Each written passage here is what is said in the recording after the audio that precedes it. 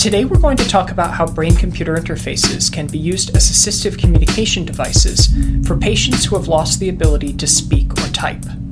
We're going to talk about the different ways that brain data can be recorded and transformed into communication, such as speech or text, or how people can use brain signals to directly operate a computer. I'm curious, and I want to ask each of you, let's posit that the technology exists to have 10,000 neurons, readability from 10,000 neurons in any brain area of your choice.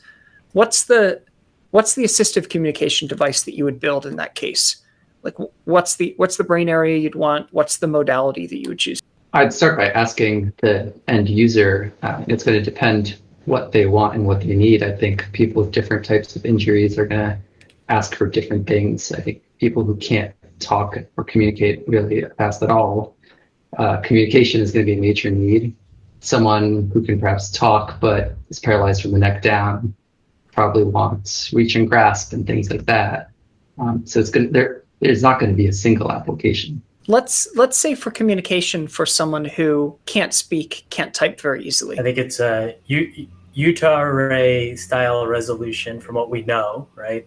Applied in the areas where ECOG language decoding has worked well. So I'd want to put those electrodes all up and down the motor strip.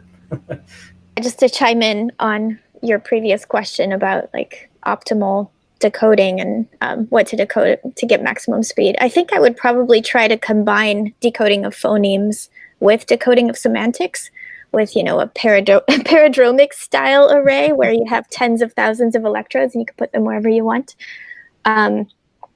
And kind of combine those two in a Bayesian way, along with maybe a language model to try to accelerate the decoding so that it's at the speed of or even faster than human speech. So the person only really has to think about what they want to say, like the sentence they want to say, and then you decode that automatically.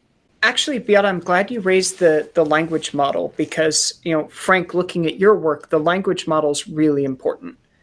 Obviously, language is a hugely useful constraint because there's so many, different statistical relationships between all the different words.